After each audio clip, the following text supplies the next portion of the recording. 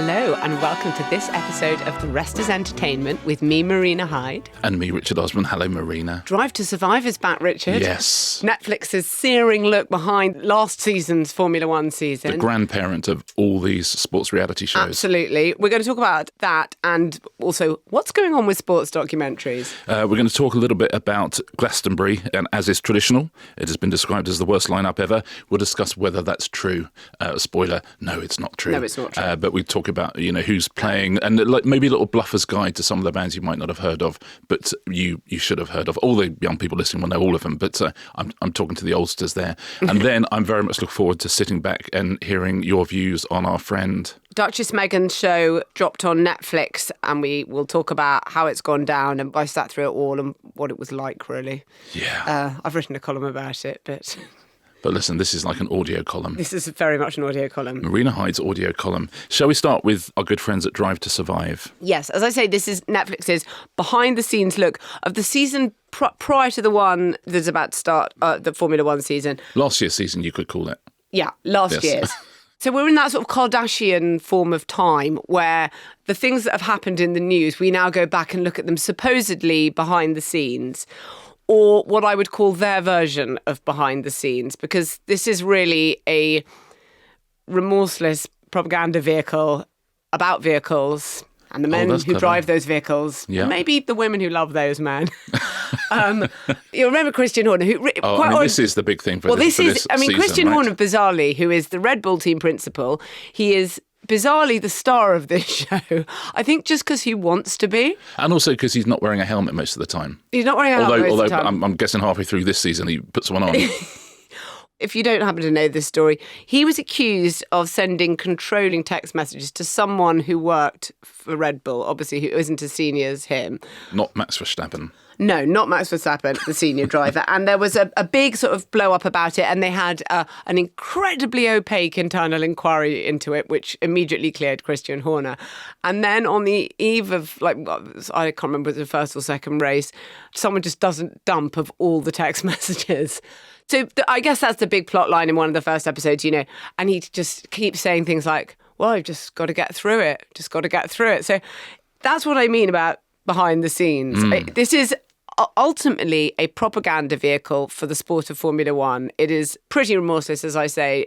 If she was still alive, Leni Riefenstahl would probably be doing second unit on it. It has got one point of view that is being pushed all the way.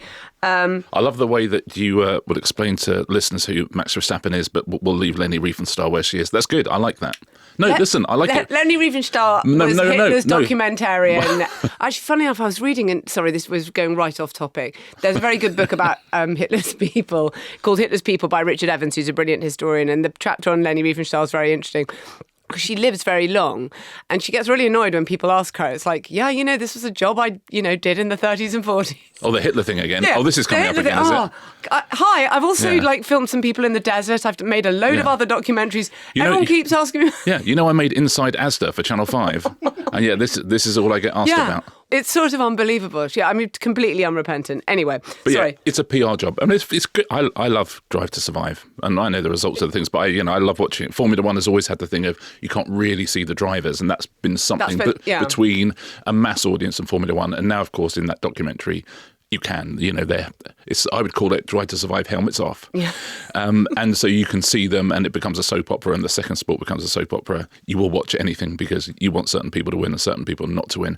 But the Christian Horner thing is fascinating because, of course, in this new world of being in documentaries, every crisis happens twice. Yeah. Because it happened in real time. Yeah. And as you say, he was very stoic. He said, we've got to get through this. Yeah. And my goodness, he got through it.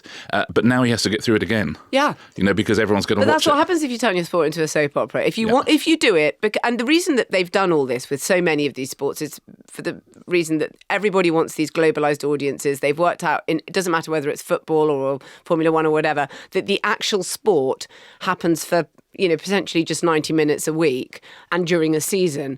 And in order to sort of keep people interested, just the sort of that's just a tiny little part of it. It's just one of the plot lines. The rest of it has to happen all the time, so that you can watch it and have it in other forms of content. Sport is just one other form of content. And I do think it's very spoofable and memeable, though. This particularly, there's something about the way they do it.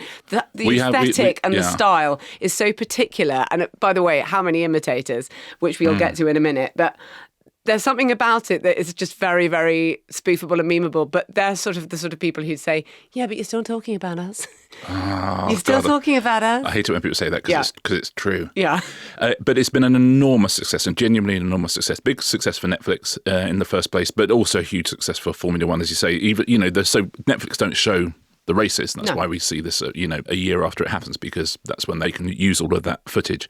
But even the North American rights for Formula One, which are with ESPN, they've gone up from $5 million a year to $75 million a year since Drive to Survive started. It's absolutely through the roof. Something like more than 50% of people who say they're new fans of the sport say they came to it because of Drive to Survive. And they are those very, very desirable demographics: women, young people, and the Americans. Three of my favourites. The trifecta, basically. Yeah. This is what you want. And so it's drawn people in. And it's interesting because viewers sort of know they're watching corporate PR, but they don't particularly... It's effectively a form of advertising. And what Formula One has done is quite interesting. That F1 movie, I mean, as I mentioned, I saw the trailer during the Super Bowl, which I thought was a mess. Bear in mind, the initial budget for this movie was $300 million, already making it sort of one of the most expensive movies ever. Wow. And I think it's definitely sort of gone over. They have done something with the helmets, which is that you can see in the trailer that the helmets are slightly clear. By the way, so for that film to break even, it basically needs to make between 700 or 800, 900 maybe at the box office. I wonder if it will. It doesn't really matter. That's something to revisit. It doesn't really matter because it's basically sort of being paid for. It's for Apple. Jerry Bruckheimer is producing. But so much of it is coming from, Mercedes are putting huge amount. Basically, it's being siphoned from petro-states. It's marketing into this money. film. It's marketing money. Yeah. And it's and marketing money doesn't need a return on an investment from ticket sales. It needs this. It needs people talking about it. The car that he's driving, Brad Pitt in it, has sold more sponsorship than many F1 teams, which I think says something.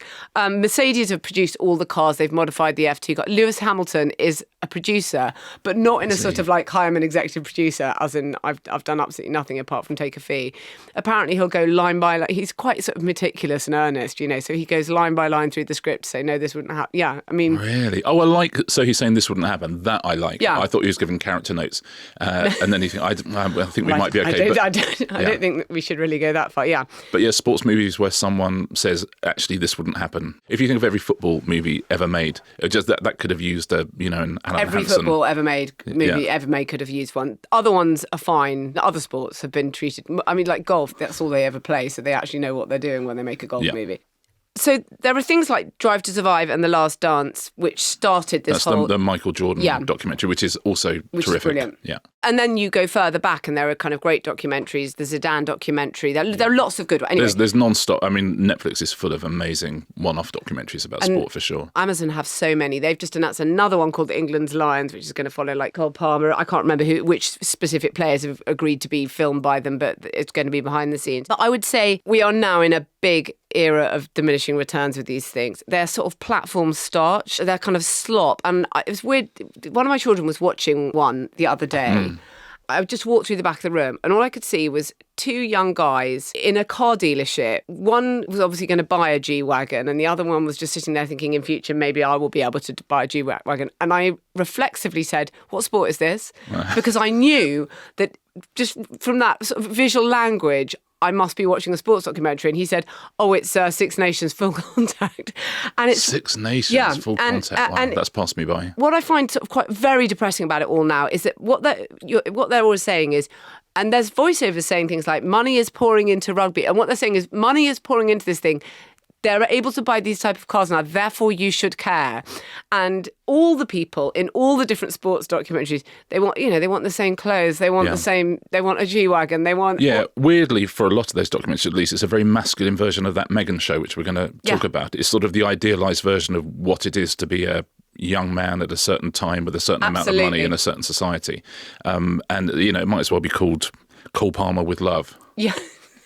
Yes. Yeah. So Drive to Survive has been enormous. I mean, genuinely huge. I mean, it's an unimpeachable hit in every way that it can be, other than Christian Horner's next couple of months. And by the way, they used to do loads of these documentaries. Last Chance U, which is a wonderful documentary on American football, if you haven't seen that, really, really terrific stuff. But now the sports are getting on board and the sports are promoting themselves. So Full Swing was the next one, really out of the blocks.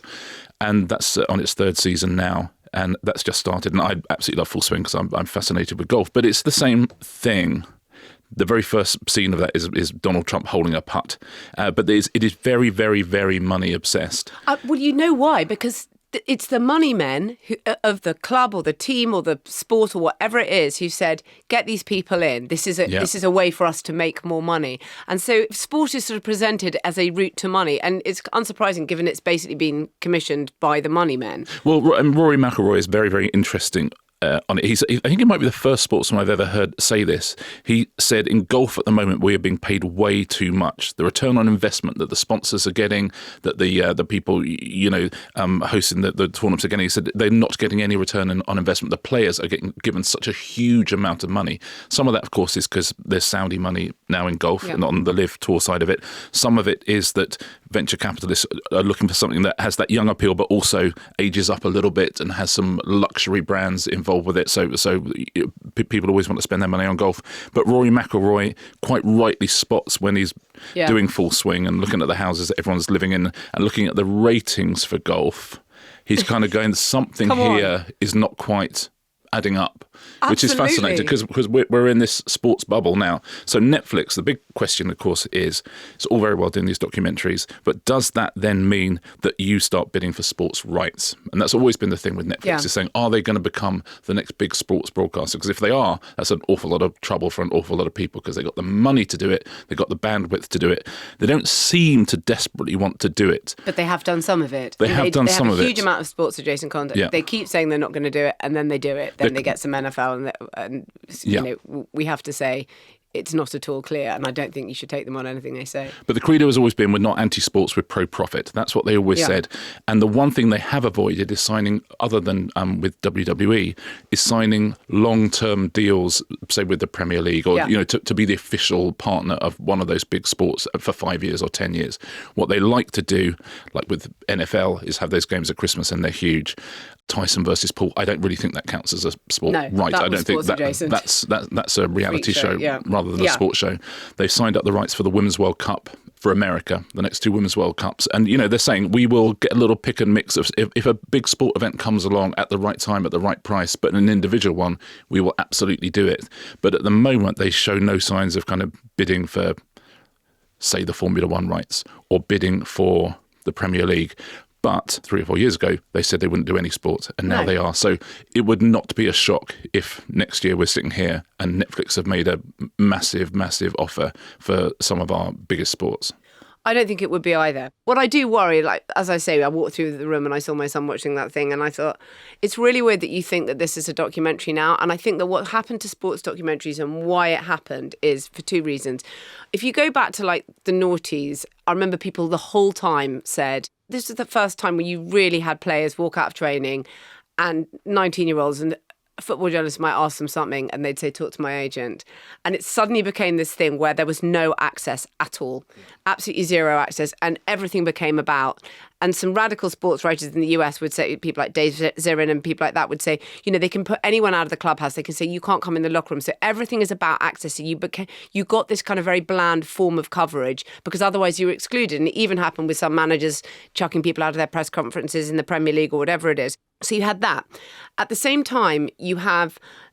I've always loved documentaries, and most the documentaries I love were made by people who have a fantastically strong sort of personal creed and ethics and how they do these things. And sometimes they're very different, like someone like Louis Theroux can be very involved. And then other people, they're never on the camera, but they're there. I just watched an incredible Norma Percy, who's the most amazing documentary maker. And she's done The Road to 7th of October, which is on iPlayer now. It just came out like last week or something. It's absolutely brilliant. She's talked to everyone involved, Israel, Palestine. It's the most extraordinarily long term, spans decades. It's basically faultless. But there used to be a bloodline between that type of documentary and, I don't know, one about the Rolling Stones or a sports person, because there would be the people who would be making them would have a sort of ethical distance in some way. Now, the Beckham documentary was enormous. It was commissioned by Beckham. He's now doing another one for his wife because it's become marketing. But you now have to have an ethical proximity. I mean, documentary has always been idea multiplied by access. And it used to be idea would be the bigger thing and access was a smaller thing. Now access is everything for most documentaries, because most documentaries are, say, hagiographies of people. And, it's not just access. It is the person themselves is in the edit suite. It's advertorial. It is pure advertorial. And it's very different. And another thing that also happened, I think, which also kind of knocked documentaries off course in terms of the sort of perhaps what we might call an ethical course in lots of ways, is reality TV. And so people were sort of feeling they were watching a form of factual or real life entertainment, and there was a sort of blurring when in fact they weren't. They were watching very manipulated stories in lots of ways. And I find it quite interesting how many reality stars now front documentaries about very serious subjects. So what you'll do is you'll go on a reality dating show of one type or another. Then I guess you'll get a podcast, which is called something like Wine Time or something. And then you'll do a documentary about human trafficking, whatever it is, or sex work or eating disorders. And these are very serious subjects. And these people are not at all qualified. They're sort of faces of the documentary. For an art form, and I do think it's an art form that had such a sort of, a wide set of principles, but very strong principles, the people who were behind the camera for those things, it's completely gone. And you're sort of shooting advertorial for, in the case of what we're talking about, a sport. And what that means is, because they are, as I say, they're sort of platform slop, they're the whole of the platform in so many ways, these type of documentaries. To some extent, people are forgetting what those original searching educative documentaries are actually like, because you're thinking, of course I'll watch the one about, I don't know, the young England stars, where actually, some of in the old days you might have watched something really obscure about someone who's just trying to make it out of the local leagues or whatever, and it's or Ken Burns' documentary about baseball. Oh my God. I mean, Ken Burns would not make Drive to Survive, let's put it that way. I'd love to see it, Ken Burns' version. Right, give me all the footage and then I'll do my documentary. I would like to watch that. The Norma Percy of last F1 season. But yeah. So Drive to Survive dropped on Friday. I absolutely understand everything you're saying. I still love it. I love it because I've already watched the whole series. Yeah, Sorry. But it's but listen, we sorry if it wasn't clear. we want very, very high end documentaries plus Drive to Survive if we possibly can, but. Also, Game of Thrones is really worth watching, the darts one we've talked about, which is on Sky. And then, of course, there was Harry's one about polo. Which, the Drive to Survive. Yeah, about elite polo. Do you think there's non-elite polo? Well, that's what they were trying to say. Lots of these people are just coming in a car on a Wednesday afternoon. It's like, why aren't they at work? I mean... As we mentioned earlier in the show, we're delighted that Sky are once again proud partners of the Rest is Entertainment. Sky is full of unmissable shows, including the brand new series, Season 3 of The White Lotus, which we have enjoyed very much indeed. We've spoken about it before on the show. We love The White Lotus, and our regular listeners will remember we have talked about it on the main show before. Following the massive success of the first two seasons, The White Lotus Series 3 is already one of the most talked about TV events of the year. Yeah, Jason Isaacs is in this new one. Amy Lee Wood from Sex Education is in it. Walton Goggins is amazing in it. I love him so much. Patrick Schwarzenegger, who plays the single most annoying character ever in the history of television. It's so brilliant. In the history of White Lotus means something, but in the history of television, I agree.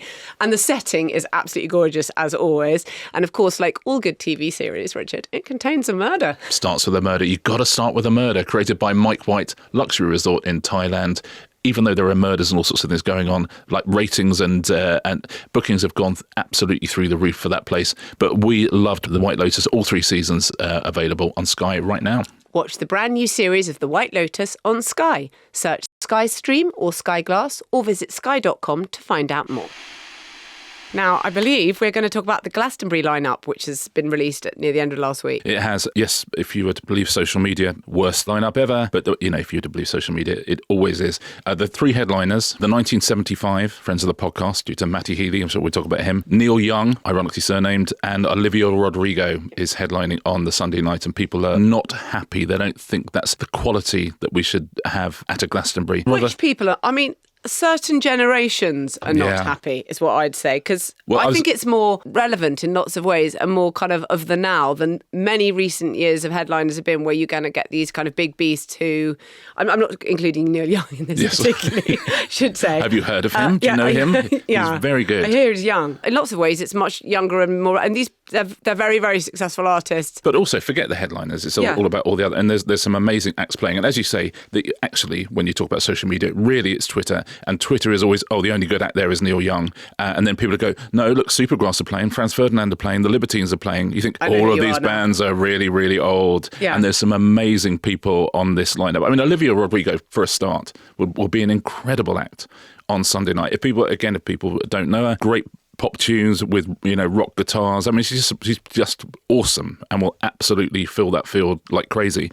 But, you look at on the rest of the bill, there's endless amazing bands there. Amandaland, the Sniffers. If you like, the Supergrasses and stuff of this world, Amandaland, the Sniffers, you'll love. Australian punk band. Ezra Collective are playing, who won the Brit for Best Band a couple of weeks ago. And they're essentially like a South London jazz band. The first jazz band ever to win the Mercury Award. Well, they're jazz and they're Afrobeat and they're a bit hip hop or something like that. That's a genuinely great band. If you want to say this is a mediocre lineup and there are no bands, there are so many good bands. Ezra Collective being very high up on that list. Kneecap, the Irish rap band, incredible. From start to bottom, it is amazing. And, if you haven't heard of them, genuinely at this point, it's on you. It is not on them. I hate to begin a gambit with Come My Revolution, Richard, because as you know, I'll be very busy come my revolution. Oh my God, it's going to be crazy. I'm trying to get through to Marina and she is constantly on Out of Office. She's just putting people up against the wall. Okay, I'll tell you who's my lawful prey. Yes. Anyone who goes onto the internet in any context and types the word "who?" ? They are my lawful prey. So when the Glastonbury headlines come out, so many people type in "who?" It's like, okay, sorry. There's two possibilities here. One, that you literally don't know who they are, in which case we're on the internet right now. So would you mind typing it into Google as opposed to recording, by any asking of us the question, you are clearly interested. You go, this sounds interesting. I wonder who that person is. I shall find out. And second of all, you only ever see this happen with like musicians or actors or whatever. I'll tell you where you never see this happen is in sport. No one ever says, read a football report and writes underneath about Cole Palmer, who? Because I'll tell you why. I think it's because they think that other men, because I have to say that I have a view on who's typing who ? Quite often. And I just think I think there's quite a gender divide there. It's quite gendered. Yeah. They think that other men will think less of them for not knowing who Cole Palmer is, even though they actually, whether they do or don't know. They definitely, people say it about Kim Kardashian all the time. Sorry, who? It's like, I'm so sorry. She's a very significant cultural figure, like it or not. And if you don't know who she is, then, as you say, that's on you. Yes. If you want to ask who, either you're interested, in which case look it up, or you're trying to make yourself sound clever. You're trying to make it go, well, I'm interested in different things to that, and I'm not interested in that person. And it always, just in case you're someone, I suspect no one who listens to the podcast ever does it. But if you do it, you are absolutely showing yourself up as the worst sort of dullard. I think you could potentially make it funny if it was someone in the cabinet. Yes. If it's the Chancellor or something, you're like, who? And also, whenever someone comes... Perhaps you're making a political comment now. I don't know. I'm trying to work out whether that could be funny. I'm not saying it definitely could, but it cannot be if it is about an actress or a musician or anything like that. The only time it's funny is at a football match when the opposition brings on a player. So the opposition brings on like Carlos Tevez and you'll go, who? Yeah. And that's funny. That's funny, but that's making a joke with other people who realise, of course you know who it is. But so lots of people not knowing these bands, but genuinely, it is such an amazing lineup. Rod Stewart is playing the Legends slot. Yeah. £378.50 it costs to go there. 210,000 tickets they're selling. The first ever one was £1. And you got free milk with that. It's £378.50 and you don't know who's playing. That's the interesting thing. But the reason is because it's Glastonbury. It sort of doesn't matter who's playing. They're not going to book idiots. People, and if you are interested in music at all, if you have a soul at all, which a lot of these people who say, they're so bland, it's so mediocre. Like you're saying to me, I'm really interested in music. I'm an aesthete who understands music, really, really gets it, understands what mediocrity means in music. If you are going down that list and there is nothing there that even vaguely makes you interested or even vaguely makes you think, I wonder what that's like, then you do not know about music. You made a very significant mistake. You made a very significant mistake. Well, by the way, as always, you're allowed to have that opinion, but don't tell other people because it makes you look so dumb. Don't tell people that you think that 99% of this of the lineup at Glastonbury on that poster are mediocrities, because they're just not. They're relevant and they're big now. I actually slightly feel like they've made, in terms of choosing those headliners, they've sort of left out a Gen X band, really, because they've thought, or artists particularly, because I think that they just want to suddenly, I feel like it's a real sort of push for youth, which I think is good. Well, and you go, the deeper down you go, so Gracie Abrams and Lola Young are both playing, and they've been monopolising the number one slot on the charts all this year until Kendrick Lamar took over. But and they both have very interesting lineages, Gracie Abrams and Lola Young. So Lola Young's the one who did Messy. Yeah. And again, if you think there's no good music in the charts, you are. You're not listening to I'm the so charts. sorry, you're incorrect. I mean, it's all right to be bored with music and to go back to what we liked. We all do that. But to say there is no good music, there's loads. But Gracie Abrams, of course, is the daughter of J.J. Abrams, the film director, very famously. But Lola Young, less famously, is the great niece of the author of The Gruffalo, Julia Donaldson. What do you think about that? I did not know that. Yeah, do you like? I really like that fact. Isn't that cool? Yeah, who? The Gruffalo? Yeah, never heard of The Gruffalo, sorry. Next. They don't write good kids' books anymore. Enid Blyton's the only good author there's ever been for kids. But yeah, that's cool, isn't it? So they're both playing. There's a rumour that Chapel Rowan will be playing. Yeah. We don't know that for sure. But I see Neil Young got over his worry that it was all corporate. Yes, he pulled out. He revealed accidentally that he was playing by saying, "I'm putting out because it's run and controlled by the BBC, by the state broadcast." Yeah. And then 2 days later, he went, I'm afraid I've been misinformed, and I shall be playing Glastonbury. Can we speak about the 1975? Yes. Because first, by the way, the 1975 are so successful. Like you wouldn't believe, like people stealth huge. They're stealth huge, and because they're massive in America, they've actually been on a touring hiatus for about a year and a half. But they toured because they've got to spend their money. They toured a huge amount. Yeah. Matty Healy, obviously, he had a relationship with Taylor Swift and is immortalised in various torture poets. Although more importantly, is the son of Denise Welch from Loose Women and Tim Healy from Auf Wiedersehen Pet. Yeah, I realised you were going to correct me. That's the answer to his Who. Yeah.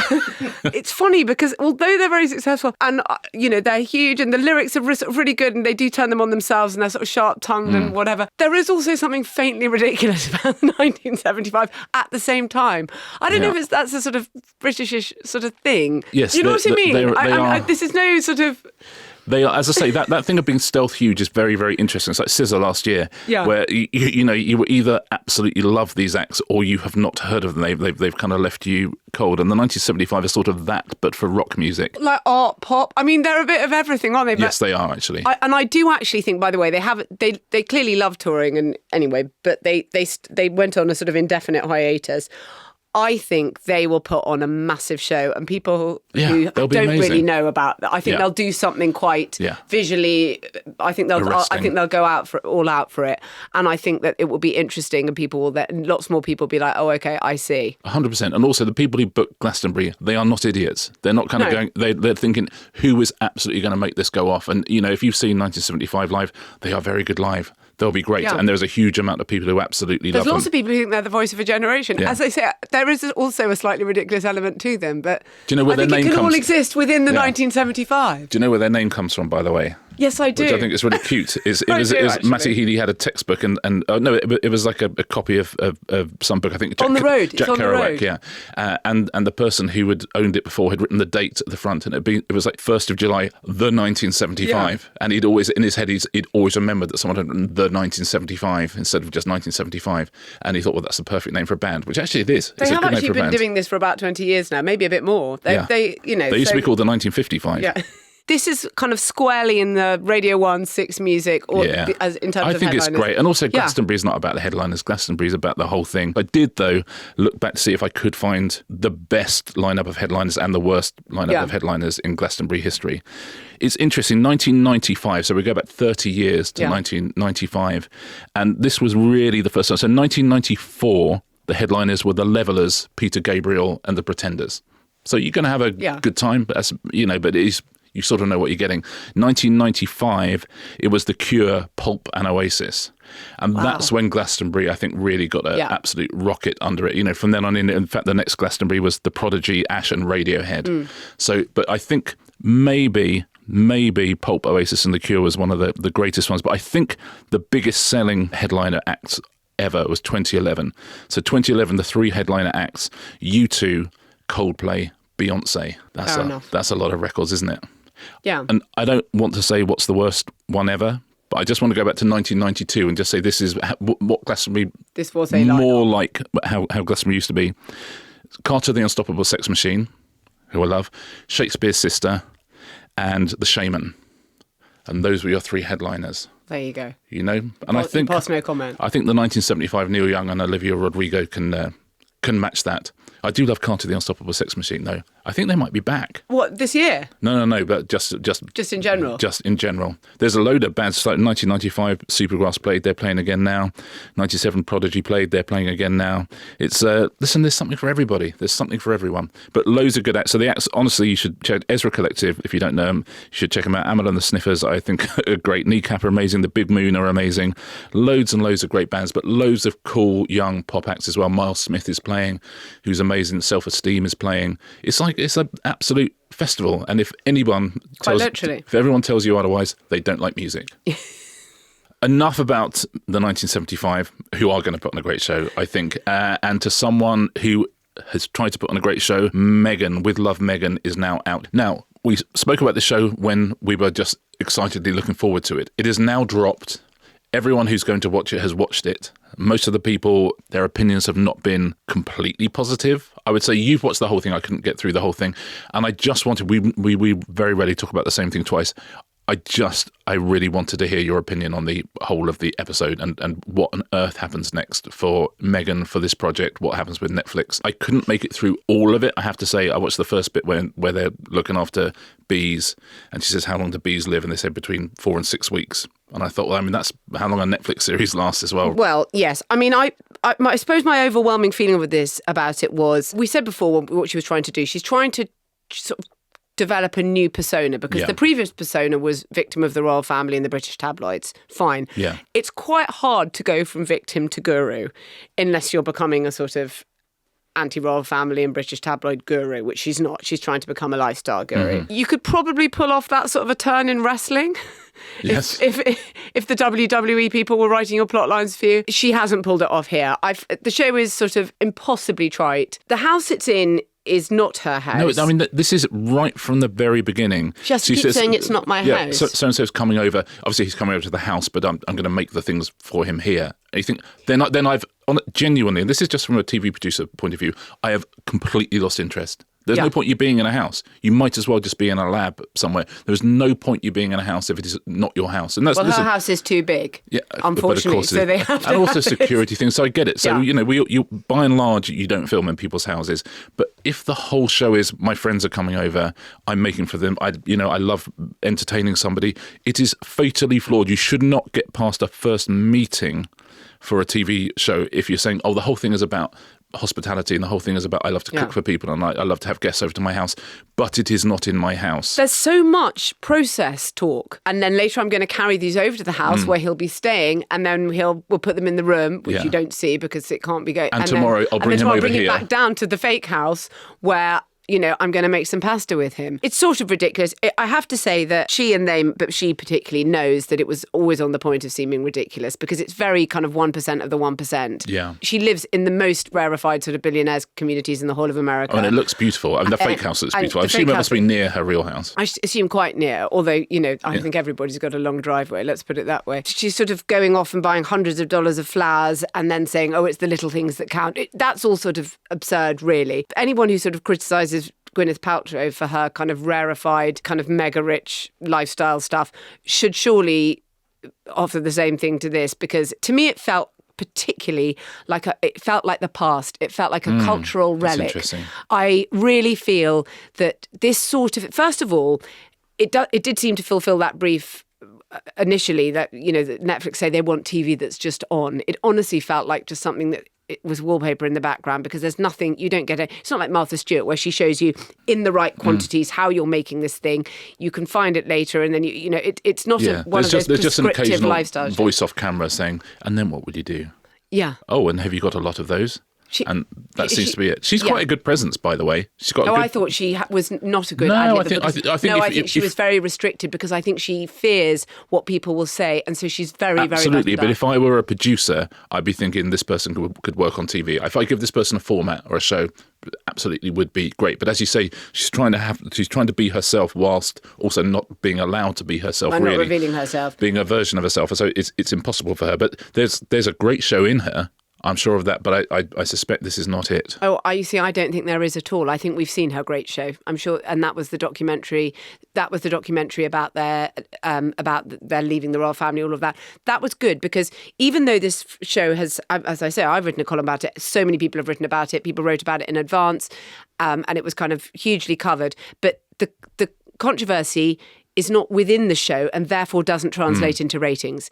And I would love to talk to you about the ratings because we don't know the ratings until Netflix do their data dump in 6 months' time. But I can tell you that it so briefly got it to number 6 in the UK Netflix chart. Yeah. Just that morning when every single person was writing about it and people went and had a look at it. Clearly, nobody stayed with it and it immediately dropped out. It was dropped out by the afternoon, by the way. Delighted to see, by the way, that Toxic Town is very much number 1 in the UK. Toxic Town is so number 1. It's like number 2 in America, by the way. Yeah, and then on the US Netflix chart, it's got nowhere near, it's not in the top 10. So it is not in any way a rating success. I mean, we talked last week about very, very little in that top 100 streaming shows are anything outside of dramas or scripted or a few sort of like proper documentaries. There aren't lifestyle-y type shows there. There's reality type shows, but this sort of show would be unusual if it was in the top 100. But if you spend that sort of money on it and have someone with that sort of profile, then that's the gamble you're taking. You're trying to parachute something into that top 100 and trying to parachute a new genre of television into that top 100. It doesn't feel like it's going to parachute either the genre or the presenter anywhere into the top of the ratings. I tell you what, it just feels like Instagram. As I said before, it looks like Instagram when I'd only seen a trailer. Now I've seen the show. This is honestly like watching somebody's reels or someone doing a little display of how to make this or that. I hate the way they talk always. It's that kind of holy language or everything. You're honouring something. Everything's a ritual. We're always blessed. It's incredibly explicit religious language. But really what they're trying to do is make you get involved in retail. They say, Netflix are doing these pop-up stores. There's this whole kind of real, farm-to-table nonsense. And she's saying, I'm going to have my products in the shops or whatever. It's like, where are the shops? They're in Dallas. Right. So, yeah, that's travelling quite a way. And a town called King of Prussia in Pennsylvania. Oh, I drove past it on my American book tour. And I said to my driver, why is that called the King of Prussia? And he said it was named after an inn that was called the King of Prussia. Well, there's going to be the first 2 Netflix stores that are sort of going to be permanent rather than pop-ups. They've done a pop-up in Vegas and I can't remember where else. Are going to be in Dallas and King of Prussia, Pennsylvania. It's got the biggest mall in America, pretty much. Well, that's where there you go. You're going to be able to get jam and bath salts made by Meghan. Lavender honey. She's making bath salts in the first episode, and it's really an industrial process. Yeah.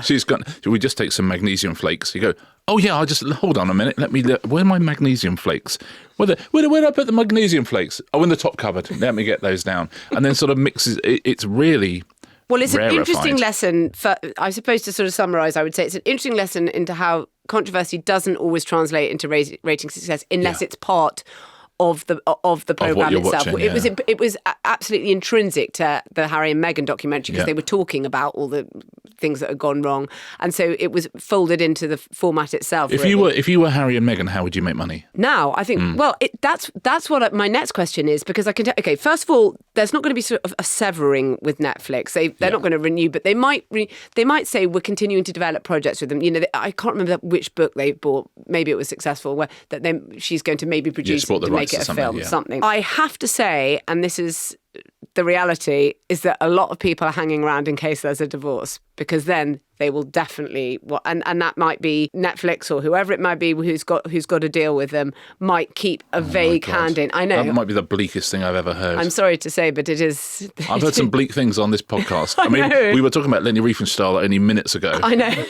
And now look at us in the abyss. Yeah, well, that is the abyss. The abyss is staring but yes, back. It's difficult to know now. I mean, they got a big chunk. Don't forget, they got £20 million from Spotify for that Archetypes podcast, which nobody listened to and was just like, I don't know how many, there was something like 12 or maximum 20 episodes, Say I was Ryan Murphy, who we talked about on our last bonus episodes. If I was Ryan Murphy, right, Meghan is an actress.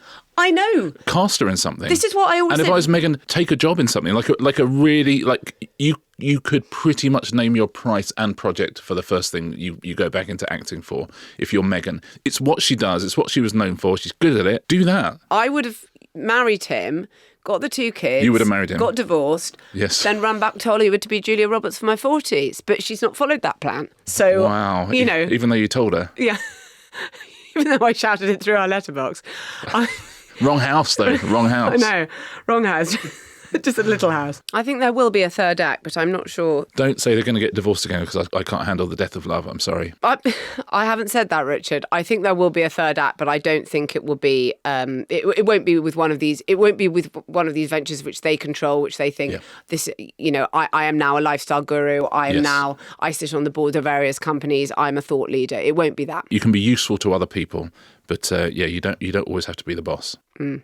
Any recommendations? Or you've given us a wonderful recommendation already. The Norma Percy, The Road to the 7th of October is absolutely brilliant. That's on iPlayer. And I want to recommend, I thought I already had, but I haven't, Amandaland, which is just an absolute classic modern British sitcom, spin-off from Motherland. Very, very funny. Lucy Punch and Joanna Lumley as her mum. And as with Motherland, it's just a great supporting cast as well. But just great jokes. Great plot, great jokes, and one of those things, every couple of years we just get a classic new British sitcom, and Amandaland is definitely that. And we are going to do 2 more episodes this week. We will do our questions and answers episode, and also a bonus episode where you are going to talk to us about something very exciting. Well, you say something very exciting. Well, no, I'm going to recommend the 3 greatest short books of all time. I love a short book. I'm going to talk about some of the classic short books in history, but then I'm going to give you my recommendations, the top 3 short books of all time. You can read all 3 of them in the time it would take you to read one normal book. One normal book. Normal books. That is on Friday, and if you want to join our club and get early access to the Discord and ad-free listening, of course, you can sign up at therestisentertainment.com. Other than that, we will see you all on Thursday. See you on Thursday, everyone.